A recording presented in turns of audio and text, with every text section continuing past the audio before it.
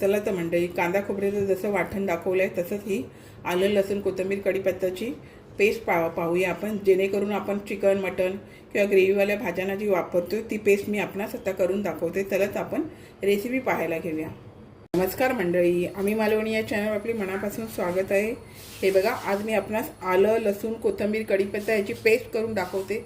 ज्या ग्रेव्हीवाल्या भाज्या असतात त्यामध्ये मी जे आलं लसूण कोथिंबीर पेस्ट घालते ती पेस्ट तुम्हाला करून दाखवते. बघा, पेस्ट करत असताना तुम्हाला काय करायचं आहे, लसूण हे वाटण करताना लसूण जास्त घ्यायची असते आणि आलं कमी घ्यायची असते, आणि कोथिंबीर कढीपत्ता तुमच्या आवडीनुसार तुम्ही कमी अधिक घेऊ शकता, किंवा कोथिंबीरचे देठ वापरलात तरी चालून जातं.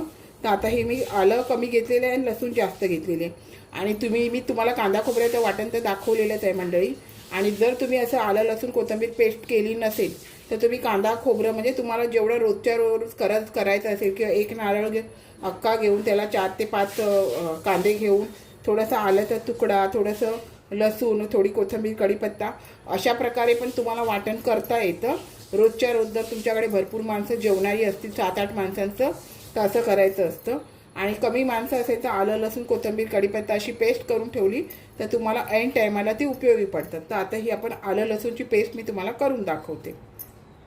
आता हे बघा, आपल्याला मोठं भांडं आहे ना, तरी पण आपल्याला यामध्ये एकदम सगळं होणार नाही, तर थोडं थोडं आधी आपल्याला हे वाटून घ्यायचं आहे. तर आता आपण हे थोडं थोडं करून वाटून घेऊया.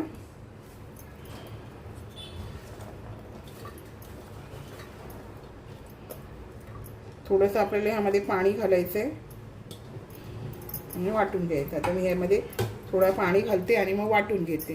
दरदरीत असं वाटून घेतलं आहे आणि बाकीचं राहिलेलं पण ना ह्यामध्ये घालून घ्यायचं, जेणेकरून काय माहिती आहे, सर्व एकजीव होऊन जातं.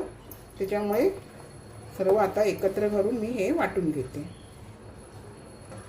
आपण बघा, कच्चं असं वाटलं ना तर आपण शिजवताना आलं लसूणची पेस्ट असते ना, की त्याचा कच्चा पण दूर होण्यासाठी तेलामध्ये आपण परतवून घेतो. त्याच्यामुळे कच्ची वाटली तरी चालून जाते, भाजायची काही गरज लागत नाही. हे बघा, मी तुम्हाला ही आलं लसूण कोथिंबीर याची पेस्ट करून दाखवली आहे आणि अगदी बारीक अशी झालेली आहे. कढीपत्त्याचा वापर केला ना, त्याच्यामुळे त्याला हिरवा रंग छान आला आणि तुमच्या जेवणाला पण चव होईल. अशा प्रकारे तुम्ही पेस्ट करून बघा एकदा. नुसतं आलं लसूणची पेस्ट करू नका, आलं लसूण कोथिंबीर एकत्र वाटून त्याची पेस्ट करून बघा. जेवणाला चिकन मटन असू दे, किंवा ग्रेव्हीवाल्या भाजी असू दे, किंवा उसळ असू दे, त्याला छान अशी चव येते. आता मी तुम्हाला काढून दाखवते. हे बघा, आणि एखादा डबा वगैरे त्यामध्ये तुम्ही स्टोअर करून ठेवू शकता. मी तुम्हाला कांदा खोबऱ्याचं वाटणची रेसिपी पण दाखवली आहे. आणि आता हे आपलं जे कोथिंबीर कढीपत्ता वगैरे ह्याची पण तुम्हाला ही पेस्ट दाखवलेली आहे. तर मंडळी, आपण अशा प्रकारे केले तर तुम्हाला आठवडाभर ही चांगली होऊन जाते. असे भरपूर आलं लसूणची घेतलं ना, काय भरपूर होऊन जातं. बघा, लसूण जास्त घ्यायचं आणि आलं कमी घ्यायचं, आणि ही अशा प्रकारे पेस्ट करायची. तुम्हाला ही आवडली तर नक्की माझ्या चॅनलला लाईक, शेअर, सबस्क्राईब, हाईप करायला विसरू नका.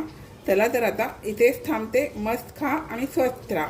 आपण माझे व्हिडिओ पूर्ण पाहता त्याबद्दल मनापासून खूप खूप धन्यवाद.